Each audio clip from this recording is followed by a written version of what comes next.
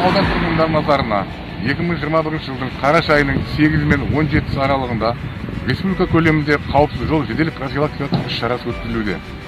Мақтаарал аудандық полиция бөлімінің қызметкерлерімен іс-шара барысында, яғни 8 мен 14 қараша күндері жол жүрісі ережесін бұзған автокөліктік жүргізушілердің жалпы Қазақстан Республикасының әкімшілік құқық бұзушылық туралы кодексінің әртүрлі баптарымен 802 әкімшілік хаттама толтырылды.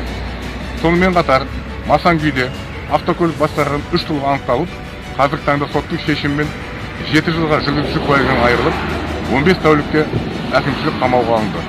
Бұдан бөлек, жол ережесін бұзған 38 жүргізушілердің автокөліктері айыптұраққа қамалды.